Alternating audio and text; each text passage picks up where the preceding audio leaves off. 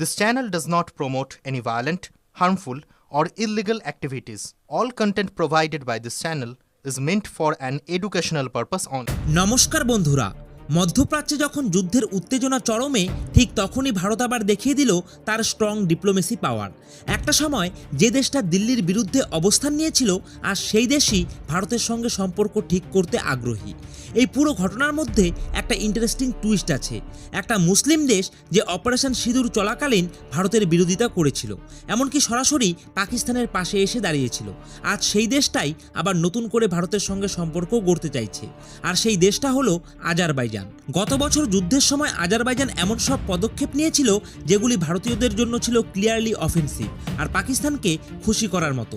কিন্তু এখানেই game change হয়ে গেছে, কারণ গ্লোবাল সাউথের এমার্জিং লিডার হিসাবে ইন্ডিয়ার সঙ্গে সম্পর্ক খারাপ করে ওরা নিজেরাই নিজেদের ক্ষতির মুখে পড়েছে। আর এখন ওরা চাইছে একটা ফ্রেশ স্টার্ট। এই কারণেই এখন দুই দেশের মধ্যে ডিপ্লোম্যাটিক রিলেশনস আবার রিভাইভ করার চেষ্টা শুরু হয়েছে। আপনাকে জানিয়ে রাখি, ভারতের বিদেশ মন্ত্রকের সচিব সিবি জর্জ বাকুতে গিয়ে আজারবাইজানের বিদেশমন্ত্রী জেহুন বাইরামভের সঙ্গে বৈঠক করেছেন। এই বৈঠকে ইন্ডিয়া আজারবাইজান সম্পর্কের পুরো রিভাইভ করা হয়েছে।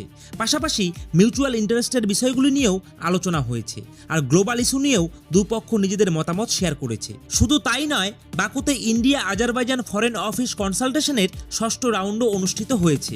কিন্তু এই সম্পর্ক সবসময় এমন ছিল না। একটু পেছনে গেলে পিকচারটা পুরো বদলে যায়। 2025 সালের এপ্রিল মাসে জম্মু ও কাশ্মীরের পেহেলগামে ধর্ম জিজ্ঞাসা করে নিরীহ হিন্দু পর্যটকদের ওপর ভয়াবহ হামলা হয়। আর সেই ঘটনার জবাবে 7 থেকে 10ই মের মধ্যে ভারত শুরু করে একটা বড় মিলিটারি অপারেশন। আর তখনই আজারবাইজান খোলাখুলিভাবে পাকিস্তানের সাইডে দাঁড়িয়ে যায়। অপারেশন সিন্দুর চলাকালীন ভারত পাকিস্তান অকুপাইড কাশ্মীরে জৈশ-ই মোহাম্মদ এবং লস্কর-ই তৈয়বার মোট 9টি সন্ত্রাসবাদী ঘাঁটি টার্গেট করে। কিন্তু অবাক করার মতো ব্যাপার, আজারবাইজান এবং তুরস্ক সন্ত্রাসবাদের বিরুদ্ধে ভারতের অ্যাকশনকে সাপোর্ট করার বদলে বরং পাকিস্তানের সঙ্গে ইসলামিক ব্রাদারহুড দেখাতে শুরু করে। তখন আজারবাইজানের বিদেশ মন্ত্রক একটা অফিসিয়াল স্টেটমেন্ট দিয়ে ভারতের অ্যাকশনের নিন্দা করে আর পাকিস্তানের সঙ্গে সলিডারিটি দেখায় আর ইন্ডিয়াকে রিস্টেন দেখানোর পরামর্শ দেয়।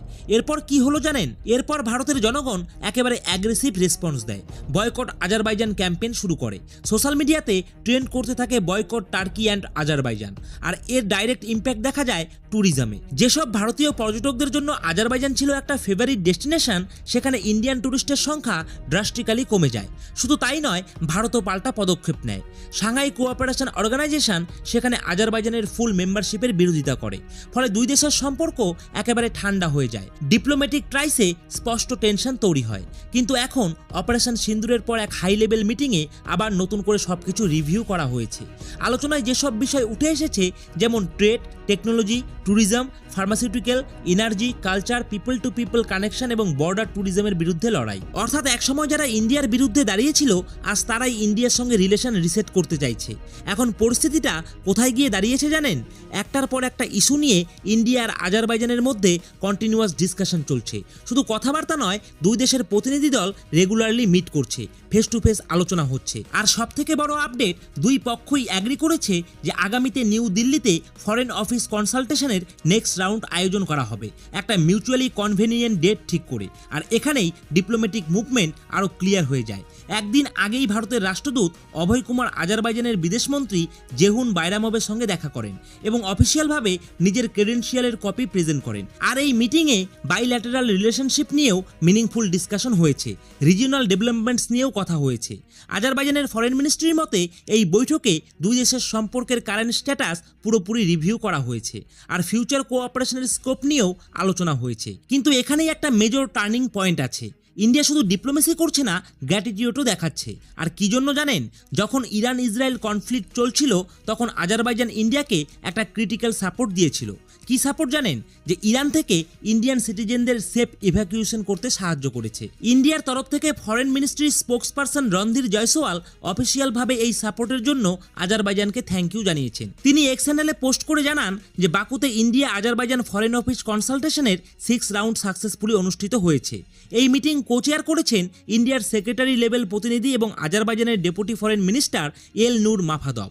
আর এখানে আবারও বাইল্যাটারাল রিলেশনশিপের ফুল রিভিউ করা হয়েছে এবং মিউচুয়াল ইন্টারেস্টের সব ক্ষেত্র নিয়ে আলোচনা হয়েছে।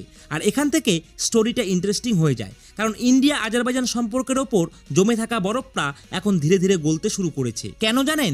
কারণ ইরান ইসরায়েলের ওয়ার চলাকালীন আজারবাইজান ইন্ডিয়ার নাগরিকদের নিজের টেরিটরি ব্যবহার করে সেফ এক্সিটের সুযোগ দিয়েছে। এই একটা মুভ পুরো ন্যারেটিভ বদলে দিয়েছে, আর রেজাল্ট দুই দেশের সম্পর্ক আবার পজিটিভ ডিরেকশনে মুভ করতে শুরু করেছে। অফিসিয়াল ডেটা অনুযায়ী প্রায় 204 জন ইন্ডিয়ান সিটিজেন সাকসেসফুলি ইরান থেকে আজারবাইজানে প্রবেশ করতে পেরেছে, আর তাদের মধ্যে অনেকেই অলরেডি ইন্ডিয়াতে ফিরে এসেছে, আর বাকিরা খুব শীঘ্রই ফিরবে। আবারও এটা ক্লিয়ার করে বলা হয়েছে যে এভাকুয়েশন হয়েছে ল্যান্ড বর্ডার ক্রসিংয়ের মাধ্যমে, এবং আজারবাইজান সরকার এই পুরো প্রসেসে ইন্ডিয়াকে ফুল সাপোর্ট দিয়েছে। ইন্ডিয়ার তরফ থেকে স্পষ্ট বলা হয়েছে যে আমরা আজারবাইজান সরকারকে ডিপলি অ্যাপ্রিসিয়েট করি, কারণ তারা এই ক্রিটিক্যাল সময়ে ইন্ডিয়ার সিটিজেনদের সাহায্য করেছে এবং দুই দেশের মধ্যে রেগুলার কনসালটেশন আর কোঅর্ডিনেশন চলছে। আবারও মনে করিয়ে দিই, ভারতের রাষ্ট্রদূত অভয় কুমার আজারবাইজানের বিদেশমন্ত্রীর সাথে ফর্মাল মিটিং করেছেন এবং ক্রেডেনশিয়াল সাবমিট করেছেন, বাইল্যাটারাল ও রিজিওনাল ইস্যু নিয়ে আলোচনা করেছেন। এখন পুরো সিচুয়েশনটা একবার কানেক্ট করুন। যে আজারবাইজান একসময় পাকিস্তানের ক্লোজ অ্যালাইজ ছিল, আর সেই আজারবাইজান ইন্ডিয়ার সঙ্গে দাঁড়িয়ে এই ক্রাইসিস টাইমে হাত মেলাচ্ছে।